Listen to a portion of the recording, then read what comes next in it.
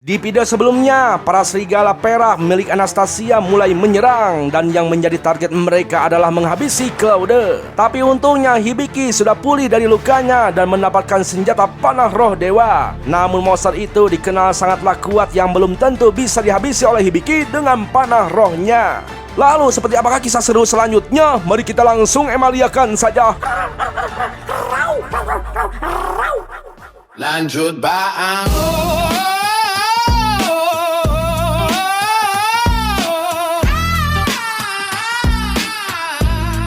Yo, jangan lupa subscribe. Jangan lupa subscribe. Jangan lupa lanjut bang. Yo, check it. Ya, terlihat gerombolan serigala ruby perak menuju ke tempat Claude. Namun Hibiki akan menghabisinya di sana sebelum mereka menuju targetnya. Hibiki tampak sangat kesulitan mengarahkan panah rohnya dengan kondisi ajul-ajulgan seperti itu. Acui pun menyarankan untuk memakai skill bawaan yaitu mata ahli. Dan setelah mata ahli diaktifkan, Hibiki bisa membidik dengan akurasi 100% tepat sasaran. Pokoknya mah kena gigi uang kembali. 計測します。照準を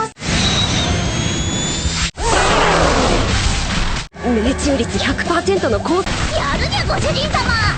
Lalu di sana, Lilian membantu dengan sepertiga sihir wind cutternya dan wood whip. Serangan si Lilian tampak sangat efektif menghajar gerombolan itu meski hanya baru sepertiganya. Ya, monster-monster itu tampak cukup pintar karena mereka dikendalikan oleh serigala berlian perak. Pene menduga kehadiran monster berbahaya itu adalah ulah Ipel. Pene juga merasa seperti pernah melihat wajah Cui itu sebelumnya. Sementara Ipel tampak puas melihat Claude menderita diserang habis-habisan oleh para serigala. Claude sendiri tidak menyangka harus berhadapan dengan monster Anastasia, orang yang sangat dipercayanya. Dan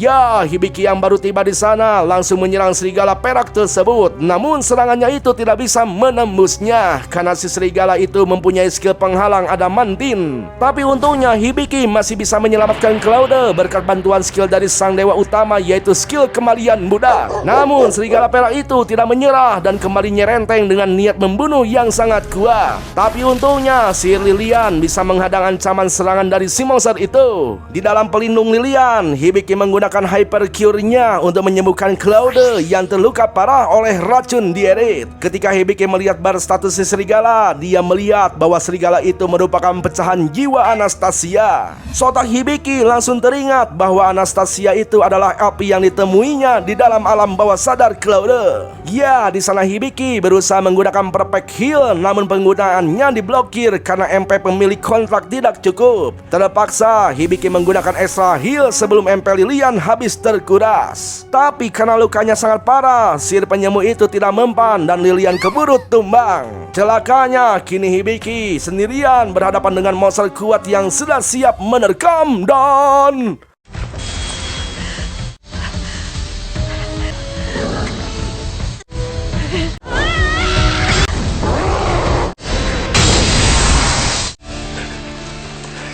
ya, untungnya Claude bangkit kembali dengan kekuatan penuhnya yang kembali pulih. Sebelumnya sempat terjadi skill pencerahan di mana skill tersebut telah menghapus status palsu milik Claude. Itu artinya saat ini Claude sudah dalam mode status asli.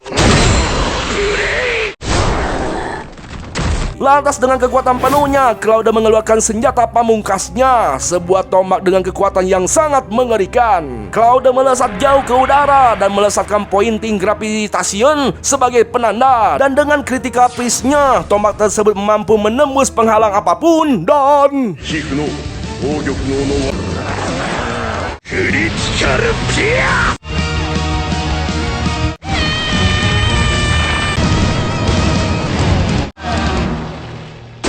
ya, Ya, akhirnya si serigala itu telah tumbang dalam keadaan yang mengenaskan. Setelah dicek statusnya, terlihat tulisan jiwa rusak yang merasuki akhirnya telah dibebaskan. Itu artinya Anastasia juga sebenarnya dikendalikan oleh orang lain. Tampaklah lelembut Anastasia mengucapkan rasa terima kasihnya kepada Hibiki. Karena berkat Hibiki dan kawan-kawan, Anastasia terbebas dari berbuat dosa. Lelembut Anastasia juga merasa sangat lega karena hari ini mimpi buruk Claude telah berakhir. Claude juga mendapatkan kembali kekuatan pahlawannya. Namun itu hanya sebentar karena batas waktunya sudah habis. Setelah itu Claude meminta maaf kepada Hibiki karena merasa semua yang terjadi itu murni kesalahannya. Claude bercerita bahwa dulu dia punya rekan bernama Anastasia. Sebagai penyihir roh, Anastasia bisa mengendalikan monster dengan membelah jiwanya untuk merasuki mereka. Dulu Anastasia mengkhianati Claude dan bergabung dengan orang yang mengutuk Claude. Claude yang kecewa membunuh Anastasia saat itu dengan tangannya sendiri. 魂を渡さない。 Ya, Claude tidak menyangka ada monster di bawah kendali saat Anastasia mati dan mengincar Claude. Claude bersedia mendapatkan hukuman apapun dari Hibiki karena telah menyeret Hibiki ke dalam masalahnya. Tapi menurut Hibiki, semua ini bukan salah Claude. Justru Claude adalah korban yang paling menderita. Jadi seharusnya Claude tidak perlu meminta maaf, apalagi harus dihukum. Ya, kebijaksanaan dan kebaikan Hibiki itu membuat Claude sangat terharu hingga tidak bisa menahan air matanya. Claude bersumpah untuk kedua kalinya Claude akan melayani dan melindungi Hibiki dengan sepenuh hati sampai tiba saatnya Hibiki bisa kembali ke dunia asalnya. クロードは悪く今の誓いは認めない。俺は Bersamaan dengan itu, Dewa Utama sedang bersama Dewi Sihir dan Dewi Dunia Bawah. Dewi Sihir menanyakan apakah Dewi Dunia Bawah sudah memilih Raja Iblis yang baru, karena Raja Iblis sebelumnya telah dikalahkan oleh pahlawan dari kerajaan Basement. Namun Dewi Dunia Bawah mengaku belum menemukan calonnya, namun ia berjanji akan segera menemukan calonnya. Dewi Sihir menjelaskan bahwa rumornya kandidat Raja Iblis sekarang adalah anak-anak baik, jadi mereka tidak perlu khawatir Raja Iblis ngamuk lagi. Nah, di sana Dewi Sihir tiba-tiba saja mengaku sepertinya dia pernah melihat Hibiki tapi tidak tahu kapan dan di mana tempatnya. Agus bilang, itu mah mungkin cuma perasaan hunggul. Nah, setelah Dewi Sihir pergi, Agus bergumam ternyata Dewi Sihir sudah menyadarinya. こんな世界気づき始めてるみたいだけど 2 hari kemudian, Hibiki sudah sadar dari pingsannya bersamaan dengan kenaikan seluruh level skillnya. Hibiki tampak kaget setelah diberitahu Pene bahwa dia pingsan selama 2 hari. Acuy pun mengingatkan Hibiki bahwa memakai mode pencerahan sangatlah menguras tenaga. Oleh sebab itu, Hibiki harus mematuhi petunjuk pemakaian. Di tempat lain, tepatnya di kerajaan Elf, tampaklah Emalia begitu sangat cantik dengan gaun yang dipakainya. Di sana Emalia bertemu dengan Pangeran Pardelis yang memuji kecantikannya. Tapi gimana ya, ini si Emilia ini emang nggak suka digituin, bro. ってくれればいいのに キモ Nah, setelah itu diumumkan bahwa Perdelis, sang putra mahkota, kini telah mendapatkan berkah menjadi pahlawan, dan Melinkoris dari klan Hartain terpilih menjadi Sage. Dengan menjabat status barunya itu, mereka akan menjadi kebanggaan negara yang diharapkan bisa membasmi Raja Iblis yang jahat. Nah, karena pahlawan butuh party, ditunjuklah seorang paladin dan Emalia untuk bergabung ke party mereka. Perdelis bersumpah akan membasmi Raja Iblis yang keji, dan kalau sumpahnya itu terwujud, Perdelis akan mempersunting Emalia. 婚姻を結ぶつもりだ力を合わせて国力を上げていこう Waduh, si Emalia langsung hilang. Hilang kemana bang? Jangan-jangan diculik tuh Danaka bang? Nggak mungkin, masa ngomong lu. Nah, malam harinya di penginapan, tampaklah Hibiki mengungkapkan bahwa dia tetap ingin pergi ke Terat Dinas untuk menemukan para Sage agar dia bisa mendapatkan cara untuk kembali ke dunia asalnya. Tapi di lain sisi, Hibiki juga tidak ingin berpisah dengan Lilian dan yang lainnya. Oleh karena itu, Hibiki akan mencari cara untuk bisa pulang kampung tanpa meninggalkan Lilian dan yang lainnya. Sontak mereka pun sangat bahagia mendengarnya. Namun bagaimana caranya Hibiki pulang kampung ke dunianya tanpa meninggalkan mengalahkan mereka. Tapi Claude yakin sesuatu yang mustahil bisa terjadi oleh Hibiki. Pokoknya menurut Claude tidak ada yang tidak mungkin bagi Hibiki. Nah, untuk mencapai Telat Dinas mereka harus melewati Dungeon Utara. Hal itu bukan masalah untuk Hibiki karena mempunyai rekan yang sangat setia membantunya. の力を貸してほしいんだ。ありがとう二人とも。生涯お守りいたします。にゃに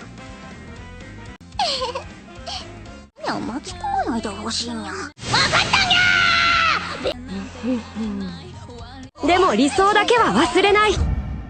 Bersamaan dengan itu, tampaklah Emilia buru-buru kabur lagi karena kesal melihat bebenguk si Perdelis yang berniat menikahinya dan berpikir Raja Iblis itu adalah musuh yang harus dikalahkan. Emilia tidak menyangka urusan penting yang dimaksud ayahnya itu merupakan hal yang membuat Emilia kesal. Bang, masalahnya ini terlalu besar, Bang. Dan bahayanya masalah besar ini terlalu sulit untuk ditutupi dengan solusi yang kecil, Bang. Loh, Gimana?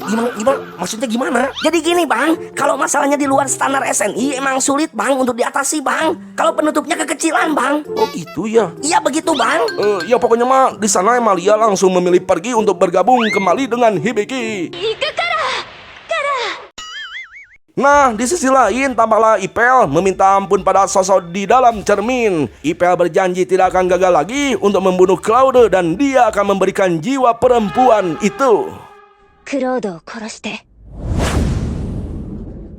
Keesokan paginya, Lilian dan Claude tampak kepo tentang keluarga dan teman-teman Hibiki yang ada di dunia asalnya itu seperti apa. Kata Hibiki, mereka sering seru-seruan bareng sambil minum teh hitam di warteg keluarga teman Hibiki. Ya, Claude yakin mereka pasti sangat mengkhawatirkan Hibiki di sana. Hibiki mengaku mungkin memang seperti itu, namun karena sekarang ada Lilian dan yang lainnya, Hibiki merasa tidak kesepian lagi. Setelah itu, mereka datang ke guild untuk memenuhi panggilan Deliad. Dia merasa sangat terkejut Hibiki dan teman-temannya bisa mengalahkan serigala berlian perak. Deliad juga menegaskan andai saja otot Hibiki lebih kuli, pasti Hibiki bisa menang tanpa harus tumbang. Deliad berjanji akan menggembleng si Hibiki dengan ngegim jalur neraka agar ototnya lebih kuli dan lebih kuli lagi. 今から一緒にどうだまだ遅くはない。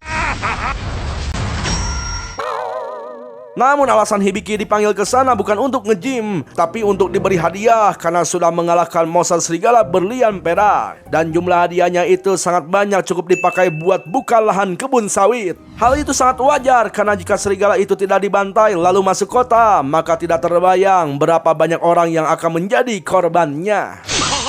遠慮せずにもらっ。ダンジョンに行く準備ができる。じゃあありがたくいただきます。 Setelah itu, Hibiki datang ke PT Ali Merugi yang disambut dengan semangat oleh Debbie karena mencium aroma cuan yang sangat menyengat.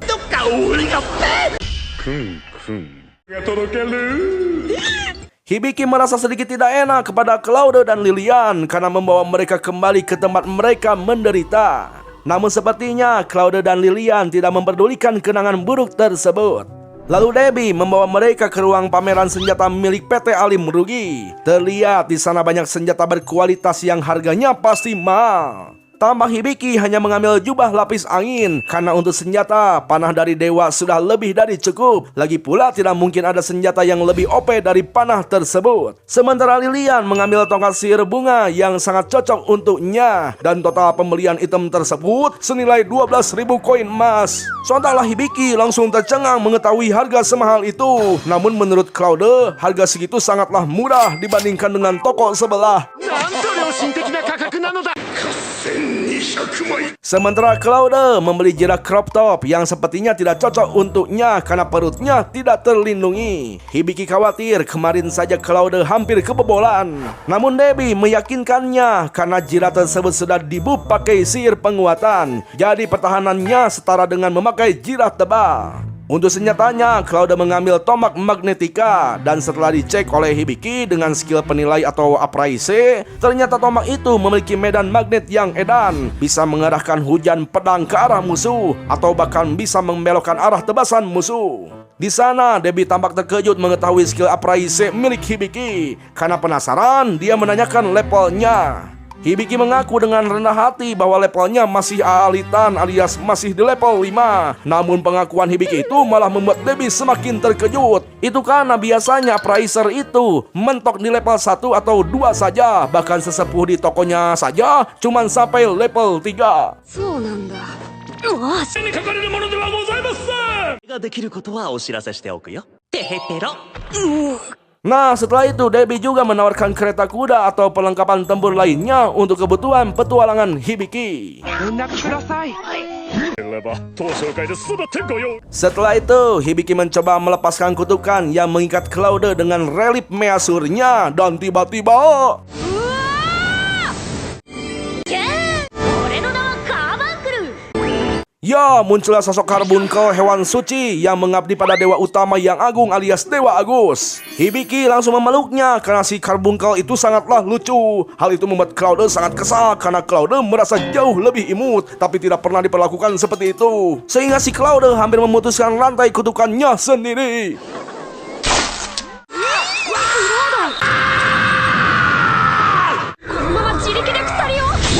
Ya, Hibiki menyangka bahwa itu adalah kekuatan relip measure level 2-nya Carbuncle. Namun ternyata itu hanyalah bentuk kemarahan Claude saja, bukan dari kekuatan Carbuncle. バカっつった早くやるにゃさっさとやるにゃバカバンクル。俺の名はカーバンクル。クッキョッチョー。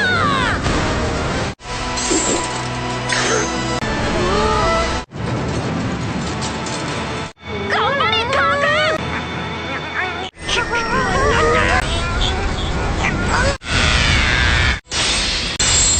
呪いの鎖が2本解除された。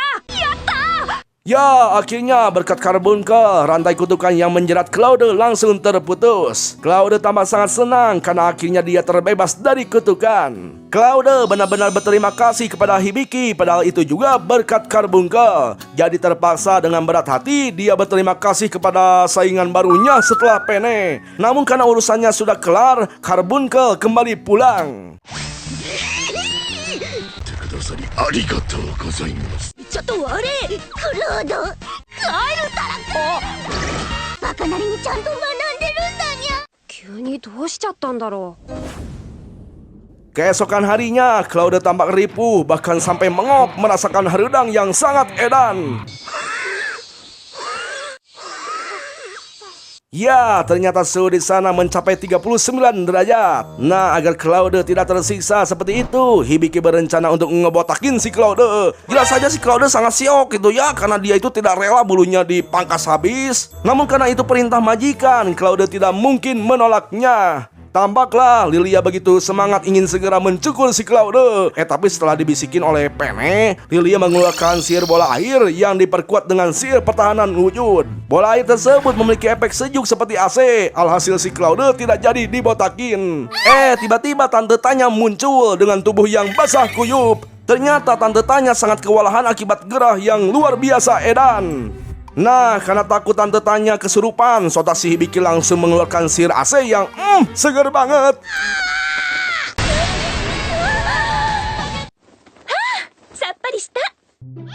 Bang, Tante Tanya tadi nggak pakai cangcut bang. Tadi kelihatan bang, sumpah bang. Masa sih? Serius bang, coba diulang bang, ulang bang. Kalau itu mah kalian lulus aja pengen ngulang. Salahnya di mana bang? Kita perlu bukti bang. Alah berisik dulu. Ya lanjut. Nah setelah itu Hibiki memutuskan untuk keluar sendiri, ingin mencari sesuatu buat ngusir hawa panas. Namun karena Pene gabut di penginapan, akhirnya dia memutuskan untuk ikut bersama Hibiki, sekalian ingin ditraktir es lilin. Tampaklah jalanan sangat sepi karena cuaca yang sangat panas. Namun tidak sengaja Hibiki bertemu dengan Debbie yang sepertinya tidak ngaruh dengan cuaca panas tersebut. Ternyata Debbie memakai jas yang sudah dipasangi fitur rahasia yang merupakan produk unggulan PT Alim Rugi. Lalu Hibiki menanyakannya kepada Joel tentang jubah musim semi abadi yang dipakai oleh Debbie. Jubah itu bisa mengatur suhu sendiri, tapi saat ini stoknya kosong di PT Alim Rugi. Nah, untuk membuat yang baru katanya butuh bunga ajaib yang bernama bunga babadotan. Tapi masalahnya Hibiki tidak tahu bunga itu tumbuhnya di mana. Lalu Joel pun memberitahunya bahwa bunga babadotan itu biasanya tumbuh di pedalaman hutan sebelah timur. Tapi masalahnya jalan di hutan tersebut cukup ribet seperti labirin, jadi belum tentu Hibiki bisa menemukannya.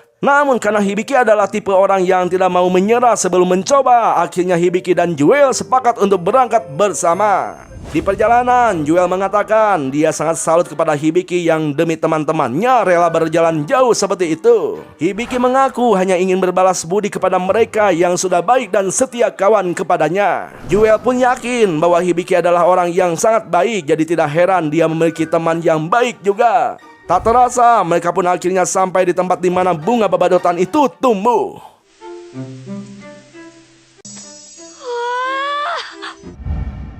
Setelah sore tiba, Hibiki pulang ke penginapan disambut dengan bahagia oleh Lilian dan Claude. Selain itu, mereka memberikan hadiah kejutan untuk Hibiki, yaitu kue dan teh hitam asli Ciwidey. Di sana Hibiki benar-benar merasa terharu atas perhatian dan kepedulian Lilian dan Claude. Lalu Hibiki mengecek status Lilian karena sudah lama tidak mengeceknya, dan ternyata Lilian sudah menjadi Sage level 1. Selain itu, sihir Grimoire Hibiki juga sudah naik ke level 2. Pene pun tidak sabar agar Hibiki mengaktifkannya dan mengupdate pengetahuan sihir Pene. こんな知識を更新してほしいにゃ。本当に？来た！だにゃ。ぜひともお願いします。 Waktu pun terus berlalu. Akhirnya tiba saatnya hari keberangkatan Hibiki ke Dungeon Utara. Lalu di sana Hibiki memberikan jubah musim semi abadi kepada Claude dan Lilian sebagai tanda terima kasihnya kepada mereka. Di sana Claude merasa sangat terharu karena Hibiki begitu peduli kepadanya. Claude pun berjanji akan menjaga jubah itu seumur hidupnya. Lilian juga sangat senang mendapatkan jubah yang sangat lucu. Lalu di sana Deliat mengingatkan Claude agar menjaga Hibiki sebaik mungkin dan memastikan Hibiki rajin nge-gym untuk ngebentuk otot kulinya. Claude menegaskan tanpa diminta pun pasti bakal melindungi Hibiki, namun tidak akan memaksanya membentuk otot kuli sehingga する筋トレはさせない。ダンジョンは東の森と。それじゃ皆さん行ってきます。気をつけてね。低都市のダンジョン目指すわ。 Sementara itu, ternyata Ipel terus mengawasi mereka yang menuju Dungeon Utara. Ipel berharap mereka mati di sana demi keseimbangan dunia ini. Di sisi lain, di sebuah kota, tampaklah mereka mendapatkan serangan dari gerombolan zombie. Namun serangan mereka dihentikan oleh para petualang yang tergabung di parti pembantai mayat. Kemungkinan besar mereka adalah kelompok parti yang diceritakan oleh Deliat kepada Hibiki. Dan ternyata mereka adalah teman-teman Hibiki di dunia asalnya. Dan mereka berharap bisa segera menemukan Hibiki. 無事でいなさいよ。待ってろよ響き。必ず見つけるぞ。 響き。 Yo, segitu dulu bro ceritanya. Gimana nih? Masih mau lanjut gak nih? Jelas lanjut lah bang, ini animenya makin seru bang. Ya pokoknya mah pemirsa yang budiman dan baik hati, jangan lupa like dan subscribe-nya ya, supaya Bang Utanya makin semangat untuk membuat konten-konten terbarunya. Pokoknya mah setiap konten yang ditonton ambil baiknya, buang buruknya. Terima kasih telah menonton, sayonara goodbye. Ingat jangan lupa bahagia ya pemirsa.